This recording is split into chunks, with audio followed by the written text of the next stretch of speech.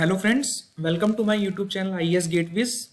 इस वीडियो में बेसिकली मैं बात करूंगा West Bengal public service commission के असिस्टेंट इंजीनियर सिविल के जो प्रीवियस ईयर्स के एग्जाम्स हुए हैं उसमें जो प्रीवियस ईयर्स के क्वेश्चंस पूछे गए हैं जिनमें स्टूडेंट्स को काफ़ी डाउट है या उनसे हो नहीं पा रहे हैं वो क्वेश्चंस, और बहुत सारे सॉल्यूशंस ऑलरेडी अवेलेबल हैं डिफरेंट चैनल्स पर।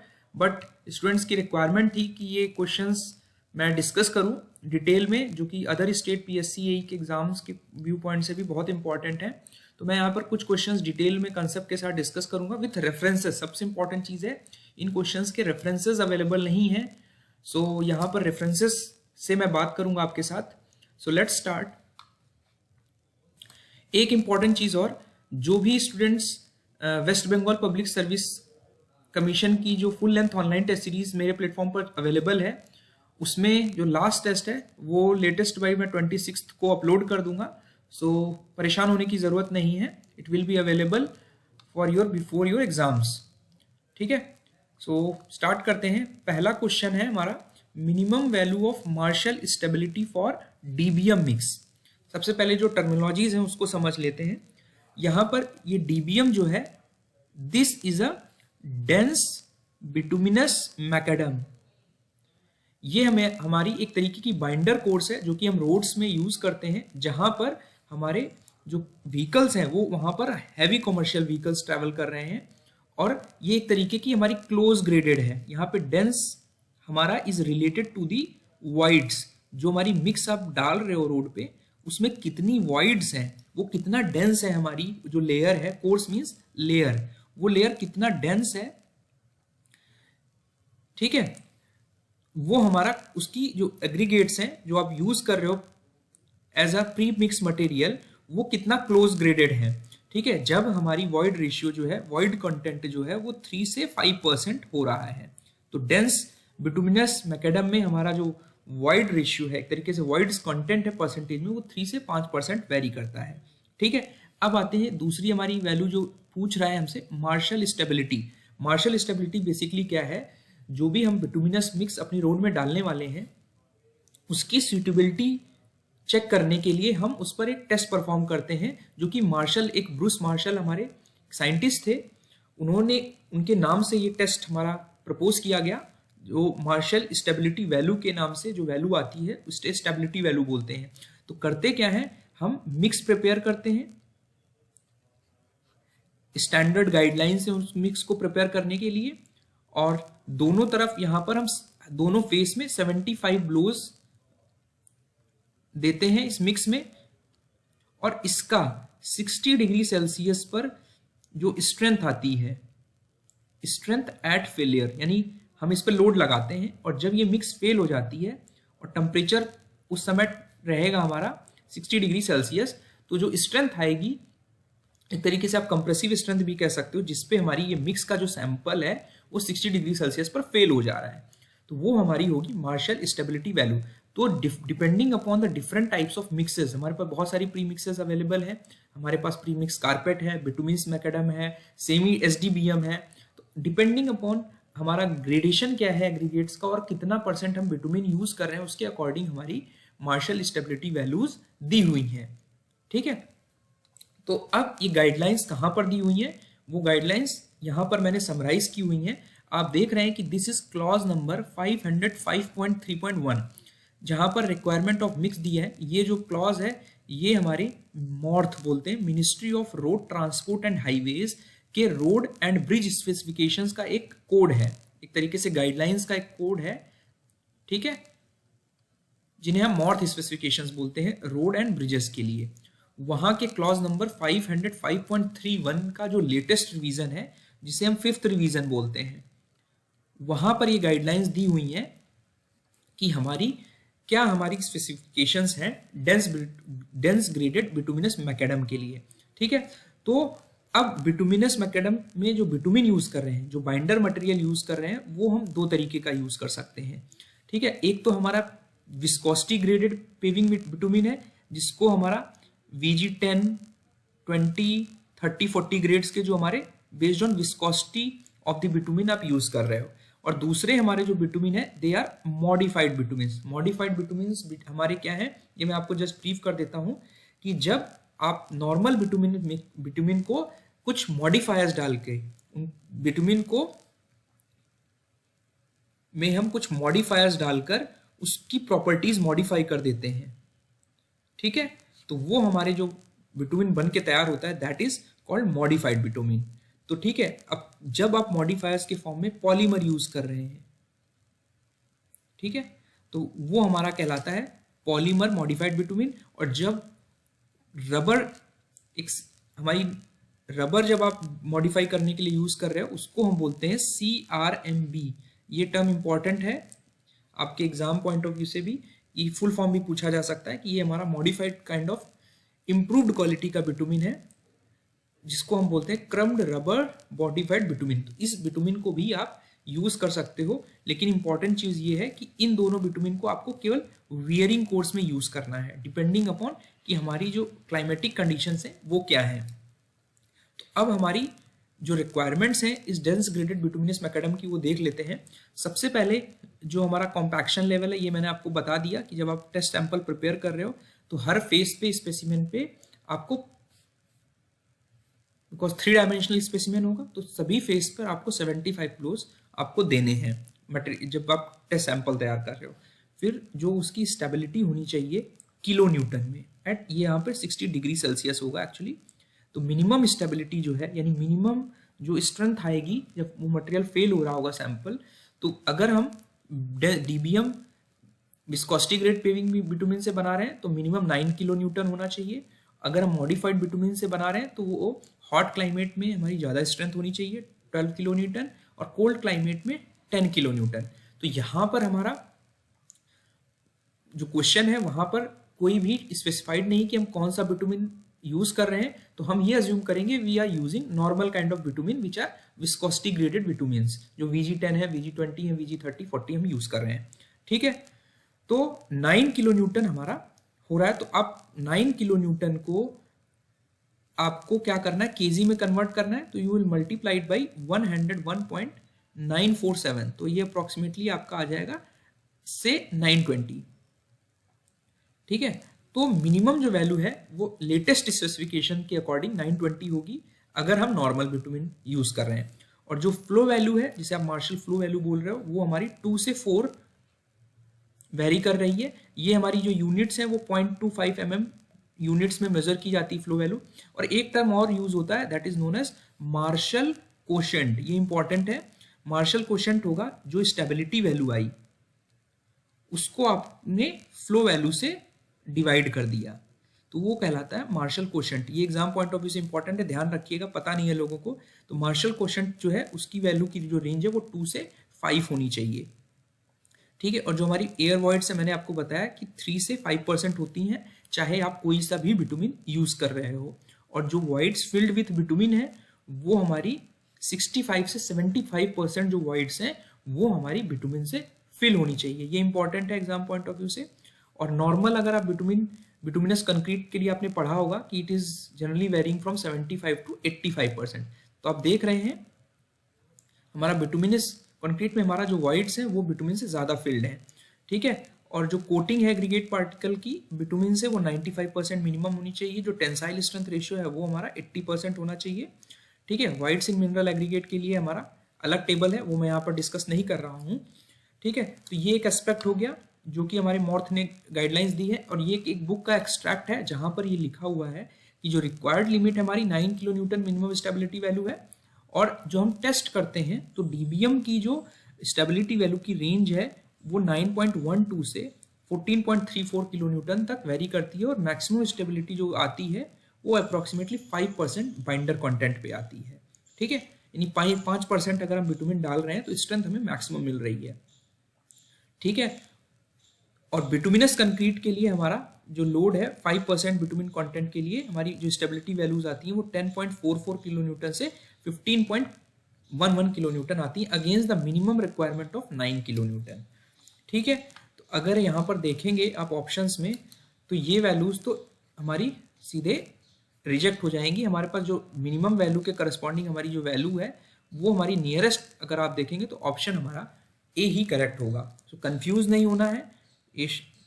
अब रिलायबल सोर्सेज हैं, मिनिस्ट्री ऑफ रोड ट्रांसपोर्ट की जो लेटेस्ट गाइडलाइंस है उसके अकॉर्डिंग आंसर जो होगा हमारा 920 या 920 से ऊपर होना चाहिए हमारी स्टेबिलिटी वैल्यू। फिर हमारा नेक्स्ट क्वेश्चन अगर आप देखेंगे, इसमें पूछा जा रहा है हमसे कि हमारा बिटुमिन की रिक्वायरमेंट हमारी कितनी होती है पर 10 स्क्वायर मीटर एरिया में, यानी कितना बिटुमिन हमारा 10 मीटर स्क्वायर एरिया में आपको यूज करना चाहिए for first coat of surface dressing. तो यहाँ पर कुछ गाइडलाइंस देख लेते हैं। यहाँ पर जो मैंने डेफिनेशन दी है, this is as per IRC 1110।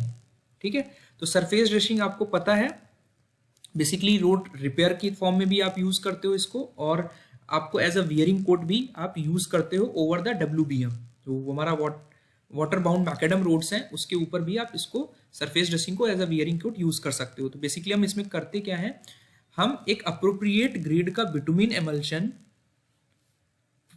Previously prepared base पर अप्लाई करते हैं, followed by application of a coat of cover material of appropriate size and grading and properly उसको रोल कर देते हैं। इंपॉर्टेंट चीज ये है कि सरफेस ड्रेसिंग कोई भी हमारी स्ट्रक्चरल स्ट्रेंथ नहीं एनहेंस करता, it is only for the purpose of restoring the better riding quality of a surface having large surface irregularities. ठीक है, तो अब जो हमारा बिटुमिन यूज किया जाता है वो बेसिकली पेनिट्रेशन ग्रेड बिटुमिन हम यूज करते हैं। पेनिट्रेशन ग्रेड बिटुमिन हमारे क्या होंगे, जो आप 80/100, तो हमारे पेनिट्रेशन ग्रेड बिटुमिन कौन से होंगे, जो हम 80/100 टाइप में आपने पढ़ रखे होंगे। ये हमारे पेनिट्रेशन ग्रेड बिटुमिन यूज किए जाते हैं सरफेस ड्रेसिंग में। अब हम जो सरफेस ड्रेसिंग कर रहे हैं वो हम सिंगल कोट में भी कर सकते हैं या हम 2 कोट में भी कर सकते हैं। तो 2 कोट में हमारा एक फर्स्ट कोट होगा और एक हमारा सेकंड कोट होगा। ठीक है, तो अलग अलग कोट में हमारी जो बिटुमिन की रिक्वायरमेंट है वो अलग अलग है, और वो डिपेंड करती है कि हम जो मैक्सिमम एग्रीगेट साइज या ग्रेडेशन में जो हम एग्रीगेट यूज कर रहे हैं उसका नॉमिनल साइज क्या है।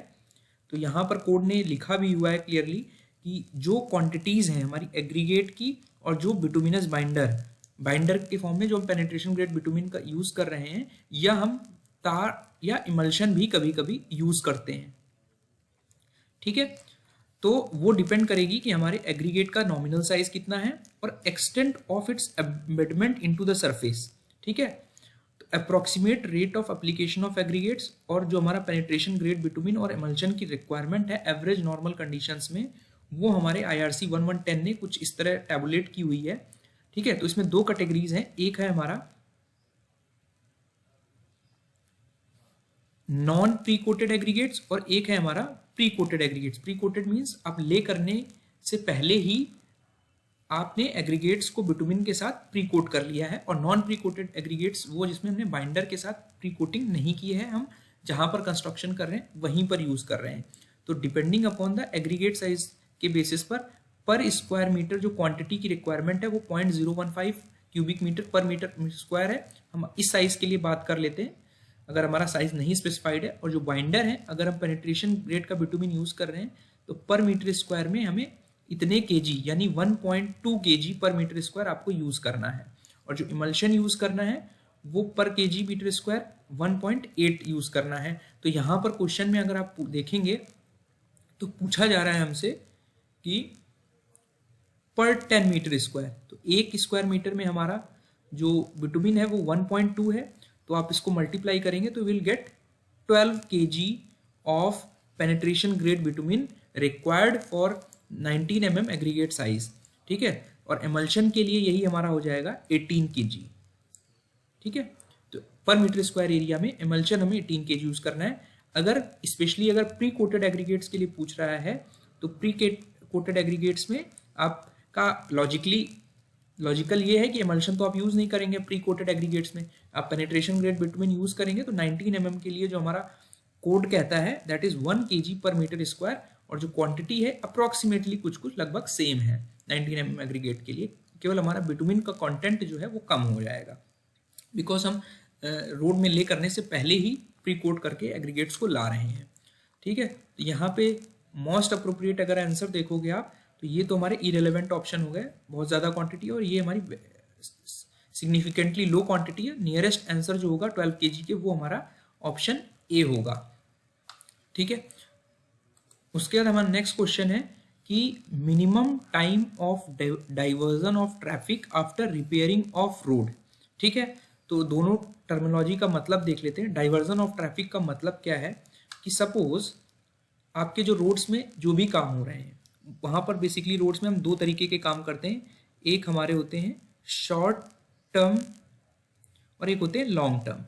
अब ये short term and long term basically क्या होंगे, सपोज रोड रिपेयर कर रहे हो आप, ठीक है, जो हमारा टाइम ले रहे हैं लेस देन 20 आवर्स, मीन्स उस काम को करने के लिए 24 घंटे से बेसिकली डे टाइम में हम अपना काम कर ले रहे हैं और टाइम हमारा 24 घंटे से कम लग रहा है। अब सपोज आप चलती हुए रोड में कोई आपको कलवर्ट नया बनाना है तो वो हमारे लॉन्ग टर्म वर्क्स में आएंगे जहां पर 24 घंटे से ज़्यादा हमें समय लगने वाला है। ठीक है, तो जो शॉर्ट टर्म रोड रिपेयर के काम होंगे सपोज, तो आपका एक वर्क जोन होगा। वर्क जोन क्या होगा, सपोज आपका ये रोड है, ठीक है, और आपको इस स्ट्रेच ऑफ रोड को रिपेयर करना है। यहाँ पे हमारा पॉट होल्स हो गए हैं, हमारा जो सरफेस एंडुलेशंस हो गए हैं, various pavement stresses are there, आपने पढ़ रखी हैं। और अब हमें इसको मान लेते हैं रोड रिपेयर करते हैं। रोड रिपेयर हमारी किस फॉर्म में हो सकती है, it can be in the form of surface dressing, जहां पर हम एग्जिस्टिंग कोर्स की इरेगुलरिटीज को खत्म करने के लिए इस पर हम सरफेस ड्रेसिंग करेंगे। जैसा कि नाम ही सजेस्ट कर रहा है कि हमें सरफेस को, एग्जिस्टिंग सरफेस को ड्रेस अप करना है। ठीक है, तो अब क्या करेंगे, अब बिकॉज 24 घंटे के अंदर हम ये रोड बना देंगे, डे टाइम में ही मान लेते बना लिया, तो आपको जो ट्रैफिक होगा वो हमारा कुछ हल्का फुल्का डाइवर्ट करके दूसरे पाथ से ले जाना होगा, बिकॉज इसको सेट होने में एक सफिशिएंट टाइम लगेगा। तो दिस इज कॉल्ड कि जब भी जो वर्क जोन है उससे एडजेसेंट आपको एक टेम्परेरी रोड कंस्ट्रक्ट करनी है, वो अर्थ की ही होगी बेसिक लॉजिक। तो जो अर्थन रोड आप प्रिपेयर कर रहे हो, temporary road along side the work zone, while the main carriageway or bridge work is under construction, तो diversion road is reconnected with main or permanent road after the work zone। ठीक है, हमने reconnect कर दिया, ये हमारी main road थी। तो अब क्वेश्चन में पूछा जा रहा है कि मिनिमम टाइम क्या होगा डाइवर्जन के लिए।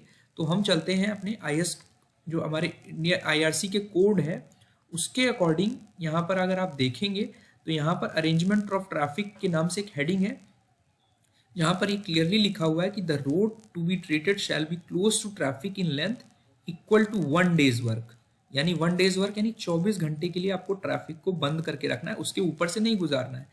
और साथ ही साथ आपको suitable diversions shall be made to divert the traffic with adequate arrangements of barriers, flags, ताकि जो भी यूजर है, रोड यूजर, उसको पता चले कि आपने रोड में काम चला यहाँ पर हुआ है और हमें टेम्परेरी रोड से निकल कर जाना है। ठीक है, all diversions shall be kept water so as to prevent dust getting on to cleaned or painted surface। ठीक है, बिकॉज अर्दन होगा तो उस पर पानी डालकर रखना होगा। ओपनिंग ऑफ ट्रैफिक के लिए कुछ गाइडलाइंस भी दी हैं कि अगर आप पेविंग ग्रेड बिटुमिन यूज कर रहे हो एज अ बाइंडर, तो जो फिनिश्ड सरफेस है जो आपने रिपेयर किया, on the following day shall be open on the following day, यानी नेक्स्ट डे आपको ओपन करना है। लेकिन स्पेशल सर्कमस्टेंसेज में कभी कभी होता है कि हमें इमीडिएटली रोड खोलना होता है, तो रोलिंग के बाद आप रोड ट्रैफिक पास करा सकते हो, लेकिन स्पीड रिस्ट्रिक्शंस आपको लगाना है 20 kmph का। ठीक है, इन जनरल हम प्रेफरेबल होगा कि नेक्स्ट फॉलोइंग डे यानी 24 घंटे के बाद अपना ट्रैफिक वापस से रिस्टोर करें, लेकिन जब कुछ अर्जेंसी होगी तो रोलिंग के बाद, प्रॉपर रोलिंग, इमीडिएटली रोलिंग के बाद आपको 20 kmph से आप गाड़ी पास करा सकते हो जो ट्रैफिक है। और एक और कंडीशन है कि अगर आप बिटुमिन एमल्शन यूज कर रहे हो तो आप मिनिमम 4 आवर्स आपको डाइवर्जन रखना है, मींस उसके ऊपर से 4 घंटे तक गाड़ियां नहीं जाएंगी। बट ये स्पेशल केस है, ठीक है, बिटुमिनस एमल्शन के लिए। और प्रेफरेबली भी लिखा है कि प्रेफरेबली हमें हमेशा 24 घंटे के बाद ही एग्जिस्टिंग जो हमने रोड सरफेस रिपेयर किया है उसको यूज कर सकते हैं, अदरवाइज वो विद प्रॉपर प्रिकॉशंस, साइंस और वॉचमैन के बैरिकेडिंग के थ्रू हमारा ट्रैफिक डाइवर्टेड रहेगा। तो यहाँ पर अगर आप देखेंगे तो मिनिमम टाइम जो प्रेफरेबल टाइम है ये हमारा 24 आवर्स है। तो करेक्ट आंसर जो होगा वो ऑप्शन सी होगा। ठीक है, ये IRC का एक्सट्रैक्ट है। उसके बाद आते हैं हमारे नेक्स्ट क्वेश्चन पे। यहाँ पर क्वेश्चन पूछा जा रहा है rumble strips are preferred on main roads. ठीक है, रंबल स्ट्रिप्स हम मेन रोड में प्रेफर क्यों करते हैं? तो रंबल का अगर मीनिंग देखें तो रंबल का मतलब होता है गड़गड़ाहट की जो आवाज़ है, जब कोई भी व्हीकल चलता है, अगर उसको कुछ भी हमारे इनग्रेविंग्स मिलते हैं सरफेस पर, तो एक डीप हैवी साउंड जो प्रोड्यूस करता है उसको हम बोलते हैं रंबल। तो नाम हमारा जो स्ट्रिप्स है वो रंबल स्ट्रिप्स इसीलिए पड़ा है। तो ये बेसिकली अलर्ट स्ट्रिप्स होती हैं। अलर्ट स्ट्रिप्स कैसे होंगी कि आपने देखा होगा कि जो हमारे मेन हाईवे वाली रोड्स हैं, जो नेशनल हाईवेज हैं, बीच बीच में हमारी सेंटर लाइन के अलोंग और हमारी रोड एज के अलोंग हमारी इस तरह की कुछ रोड में हम इसको कर देते हैं, स्ट्रिप्स बना देते हैं। तो होगा क्या, जब भी इससे व्हीकल निकलेगा तो होगा क्या कि लॉन्ग स्ट्रेचेस में जब ड्राइवर्स चलते हैं तो उनको अलर्ट रखने के लिए जैसे ही व्हीकल इसके ऊपर से गुजरेगा तो there will be certain vibrations, because यहाँ पे सरफेस हमारा अनइवन कर दिया गया है ऑन रेगुलर इंटरवल्स, जो कि हमारी रंबल स्ट्रिप्स के फॉर्म में।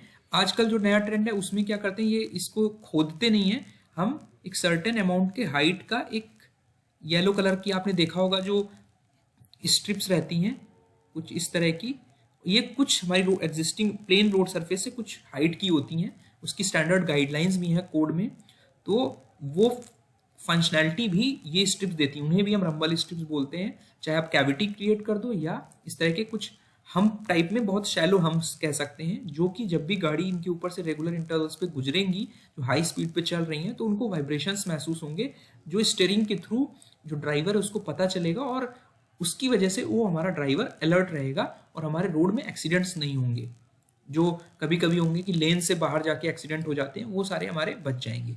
तो they are the road safety features जो कि हमारे ड्राइवर्स को इनअटेंटिव होने से प्रिवेंट करते हैं by causing a tactile vibration and audible rumbling transmitted through the wheels or into the vehicle interior। ठीक है, और यहाँ पर मैंने एक इंटरनेशनल जर्नल से यहाँ पर निकाला हुआ है कि जो रोड एक्सीडेंट्स हैं, हमारा मेजर फैक्टर जो है उसमें इसको प्रिवेंट करने के लिए हमारा ये रंबल स्ट्रिप्स बहुत ही इंपॉर्टेंट फंक्शनैलिटीज़ हैं। तो दो तरह की रंबल स्ट्रिप्स होंगी, एक हमारी शोल्डर रंबल स्ट्रिप होंगी जो हम रोड की एज के किनारे शोल्डर की तरफ लगा रहे हैं, और एक सेंटर लाइन रंबल स्ट्रिप्स होंगी। और यहाँ पर देखिए लिखा भी हुआ है, these are the techniques that could be prove to be milestone in making our roads more favourable to drive and more forgiving. We observe that there is no such measure taken on Indian road. Generally Indian roads में नहीं लिया जाता, लेकिन अब main roads में, highways में ये facility start हो गई है। तो यहाँ पर आप देख रहे हैं क्लियरली लिखा हुआ है कि they can alert road user को अलर्ट करेंगे बिफोर लूजिंग देयर लेन, ताकि वो अपनी लेन पर ही चलते रहें। ठीक है, तो SRS यानी शोल्डर रंबल स्ट्रिप्स और centre line rumble strips somehow alert road users by shaking vehicle and making a loud noise so as to avoid off road crashes. Off road यानी अपनी लेन पर रहेंगे तो एक्सीडेंट होने के चांसेस कम होंगे। तो these two techniques come under category of lane departure warning system. तो फॉरेन में इस सिस्टम को बोलते हैं लेन डिपार्चर वार्निंग सिस्टम की फैसिलिटी में आते हैं। तो बहुत सारे वीडियोस में अलग अलग जगह पे अलग अलग आंसर, तो मोस्ट अप्रोप्रिएट जो होना चाहिए प्रेफर इसलिए करते हैं बिकॉज इनका जो मैकेनिज्म है ऐसे दे प्रोड्यूसेस नॉइज, जब इनके ऊपर से गाड़ी गुजरेगी तो नॉइज प्रोड्यूस करेंगे और फिजिकल सेंसेशन होगा स्टीयरिंग पर, तो ड्राइवर ऑटोमेटिकली हमारा अगर अलर्ट नहीं होगा तो अलर्ट हो जाएगा कि उसे अपने डिजायर्ड पाथ पर अलोंग द हाईवे चलना है। तो यहाँ पर मोस्ट अप्रोप्रिएट जो होगा आंसर वो ऑप्शन बी होगा। उसके बाद हमारा नेक्स्ट क्वेश्चन है Bayard and Foster's method for determining equivalent single wheel load। तो ESWL हमारा होता है equivalent single wheel load। ये हमारा आपको पता है, सपोज अगर देखें कि हमारा दो टायर्स हैं हमारे एक साथ, ठीक है, जिनकी सर्टेन स्पेसिंग है, क्लियर स्पेसिंग D है, centre to centre spacing D है, तो उस पर अगर हमारा P लोड आ रहा है तो इनके करस्पॉन्डिंग हमारा जो इक्विवेलेंट सिंगल व्हील लोड है, जहां पर हमारा कॉन्टैक्ट स्ट्रेस सेम है और which produces same value of चाहे वो मैक्सिमम स्ट्रेस सेम हो, चाहे डिफ्लेक्शन हो या टेंसाइल स्ट्रेस हो, एट अ डिजायर्ड डेप्थ। यानी उस इक्विवेलेंट व्हील लोड की वजह से जिसका कॉन्टैक्ट प्रेशर सेम होगा, हमारे जो जिसके टर्म्स रेस्पेक्ट में हम व्हील लोड देख रहे हैं, वो हमारा डिजायर्ड डेप्थ पे सेम वर्टिकल स्ट्रेस उस लोड की वजह से जो हो रहा है, दोनों के केसेस में सेम होगा, सेम डिफ्लेक्शन हो सकता है, सेम टेंसाइल स्ट्रेस होगा। तो हुआ क्या, एक सेमी रेशनल अप्रोच हमारे बॉयड एंड फॉस्टर ने आफ्टर सर्टेन इन्वेस्टिगेशन, ये हमारे साइंटिस्ट थे, इन्होंने बॉयड एंड फॉस्टर ने सेमी रेशनल मेथड सजेस्ट किया ESWL को कैलकुलेट करने का based on certain assumption. Certain assumptions में क्या आया कि हमारा इक्विवेलेंसी कंसेप्ट आया जहां पर इक्वल स्ट्रेस होगा। तो आप देख रहे हैं कि हमारा इक्वल स्ट्रेस ये कौन सा स्ट्रेस है, जो लोड की वजह से किसी भी डेप्थ पे हमारा जो वर्टिकल स्ट्रेस जनरेट हो रहा है, और हमारा जो कॉन्टैक्ट एरिया है वो सर्कुलर है, और जो इन्फ्लुएंस एंगल है, यानी इन्फ्लुएंस एंगल हमारा 45 डिग्री कौन सा एंगल है, ये हमारा जो लोड डिस्पर्जन के बाद ये एंगल बन रहा है वर्टिकल के साथ, this is called influence angle in case of load distribution. ठीक है, और जो सॉयल मीडियम है वो हमारा इलास्टिक, होमोजीनियस एंड आइसोट्रोपिक है। तो ESWL का सेमी रेशनल मेथड से जो हमारा फॉर्मूला दिया गया, ये हमारा इक्विवेलेंट व्हील लोड है, और हमारा जो सिंगल व्हील लोड जो हमारे दोनों टायर्स पर P लोड पर एक्ट कर रहा था वो है, और Z हमारा वो डिजायर्ड डेप्थ है जहां पर हम सेम वर्टिकल स्ट्रेस कंसीडर कर रहे हैं। ठीक है, S हमारा centre to centre distance between the two wheels है, D is the clear distance between the two wheels. तो अगर आप देखेंगे यहाँ पर ये पर्पस क्या है, बिकॉज हमारे जो लोड्स हाईवे में गाड़ियां चल रही हैं वो हमारे डुअल व्हील असेंबली भी चल रही है, डुअल टैंडम असेंबली भी चल रही है। तो हम एक ये टर्मिनोलॉजी यूज करते हैं जिसमें हम डिफरेंट व्हील असेंबलीज को एक single equivalent single wheel load के रेफरेंस में कन्वर्ट कर लेते हैं। तो वो हमारा बॉयड एंड फॉस्टर, ये एक्चुअली BOID होना चाहिए था, this is based on equal vertical stress criteria. ये और भी क्राइटेरिया पे हो सकता है, डिफ्लेक्शन क्राइटेरिया पे भी हो सकता है, टेंसाइल स्ट्रेसेस पे भी हो सकता है। ठीक है, लेकिन जो बॉयड एंड फॉस्टर ने calculation the semi rational method ESWL calculate करने की, वो हमारी इक्वल वर्टिकल स्ट्रेस क्राइटेरिया से निकाला। तो उसके बाद हमारा नेक्स्ट क्वेश्चन है कि हमारा जो मिनिमम फ्रिक्वेंसी है, ठीक है, मिनिमम फ्रिक्वेंसी का मतलब है कि हमारा कितने टेस्ट आपको करने हैं, कितने टेस्ट का मतलब है कितने, हाँ, टेस्ट करने हैं कितने इस क्यूबिक मीटर ऑफ अर्थवर्क में। यहाँ पे अर्थवर्क की बात हो रही है और मास अर्थवर्क की बात हो रही है। तो अगर हम हाईवे कंस्ट्रक्शन के टर्म्स में देखें तो हमारे जो मास अर्थवर्क हैं वो आपके कहाँ होंगे, जब आप एम्बैकमेंट कंस्ट्रक्ट कर रहे होगे। ठीक है, एम्बैकमेंट यानी आपका ये, ठीक है, तो यहाँ पे आपकी मास फिलिंग होगी, और साथ ही साथ जो आपका शोल्डर होगा, ठीक है, तो एक तो कैरिज वे वाला पोर्शन होगा, एक शोल्डर होगा, तो शोल्डर भी हमारा मास अर्थवर्क के रेस्पेक्ट में आएगा, और जो आपका ये सबग्रिड वाला पोर्शन है, ठीक है, तो एम्बैकमेंट और सबग्रिड और अर्दन शोल्डर्स, ये दो कैटेगरीज में हम बात कर लेते हैं। ठीक है, जहां पर हमारा मास अर्थवर्क हो रहा है, और जो आपको कॉम्पैक्शन कंट्रोल करना है। कॉम्पैक्शन कंट्रोल का मतलब ये है कि दो चीजें हैं, एक तो ये मिट्टी जो है ये आप हाईवे में डाल रहे हो, तो ये आप सर्टेन लिफ्ट्स पे इसको कॉम्पैक्ट कर रहे हो, तो इसकी कॉम्पैक्शन हमारी ये इंश्योर करनी है कि जनरली जो हम एम्बैकमेंट पे लेते हैं ये मानते हैं कि यहाँ पर हमारी जो डेंसिटी अचीव होनी चाहिए वो हमारी 95% ऑफ MDD होनी चाहिए, मैक्सिमम ड्राइव डेंसिटी का 95% हमारा यहाँ पर कॉम्पैक्शन लेवल होना चाहिए, जिसको हम बोलते हैं रिलेटिव कॉम्पैक्शन। ठीक है, जो कि हमें जब हम फील्ड पर काम कर रहे हैं तो क्वालिटी इंश्योर करने के लिए, अपने कॉम्पैक्शन इंश्योर करने के लिए, प्रॉपर कॉम्पैक्शन हो, 95% ऑफ MDD इंश्योर करते हैं। सबग्रिड और अर्दन शोल्डर के लिए ये चीज़ हमारी 97% ऑफ MDD है। ये हमारे स्टैंडर्ड गाइडलाइंस है, आपको ध्यान रखना है। तो ये एक चीज़ तो ये हो गई। ठीक है, अब ये जो रिलेटिव कॉम्पैक्शन आप इंश्योर कर रहे हो, अब ये मिट्टी ला कहाँ से रहे हो आप, एक बोरो एरिया से ला रहे हो। ठीक है, बोरो एरिया से साइट ऑफ कंस्ट्रक्शन पे ले आ रहे हो, तो बोरो एरिया में जो मिट्टी के हमारे पास बहुत सारे ऑप्शंस होंगे, तो उनमें से ऑप्शन कौन सा लोकेशन से आप बोरो एरिया सिलेक्ट करने के लिए कुछ टेस्ट करोगे, तो वहां पर अलग फ्रिक्वेंसी होगी, और यहाँ पर क्वालिटी कंट्रोल के लिए अलग हमारी फ्रिक्वेंसी होगी। तो फील्ड डेंसिटी टेस्ट से ही हमारा रिलेटिव कॉम्पैक्शन आएगा। तो अब देख लेते हैं मॉर्थ की कुछ गाइडलाइंस हैं। Ministry of road transport highways की गाइडलाइन है। इसका जो फोर्थ रिवीजन, जो हमारा फोर्थ रिवीजन था, जब ये क्वेश्चन आया था जब एग्जाम में, तब हमारा मॉर्थ का फोर्थ रिवीजन एग्जिस्ट कर रहा था।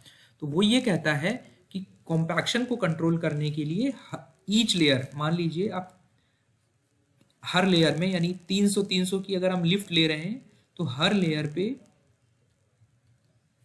आपको at least 1 measurement of density for each 1000 square metre of compacted area. जो आपने हर लिफ्ट में कॉम्पैक्शन किया, उसमें से एक टेस्ट करना है for every 1000 square metre area of compacted area, ठीक है, to yield the minimum number of results for evaluating a day's work on statistical basis. और जो टेस्ट प्रोसीजर है डेंसिटी का वो हमारा IS 2720 पार्ट 28 में दिया है।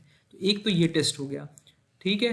अब दूसरा ये है कि सब ग्रेड, ये चीज जो हुई ये हमारा कॉम्पैक्टेड एरिया एम्बैकमेंट के लिए है, ठीक है।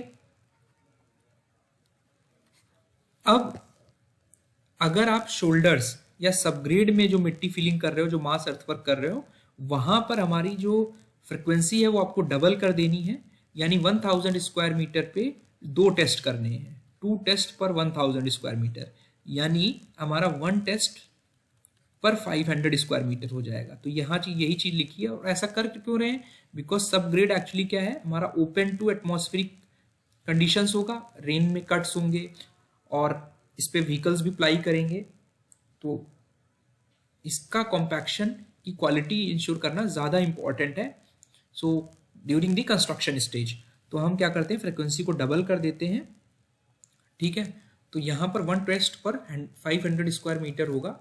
और इम्पॉर्टेंट चीज़ ये है कि एक सेट ऑफ मेजरमेंट में हम मिनिमम नंबर ऑफ टेस्ट जो करते हैं 1 सेट ऑफ मेजरमेंट में, ध्यान रखना 1 सेट ऑफ मेजरमेंट में आप जनरली 5 to 10 डेंसिटी डिटर्मिनेशंस करते हो। ध्यान रखना है आपको, control shall not be based on the result of any one test but on the mean value of set of 5 to 10 density measurements, ठीक है।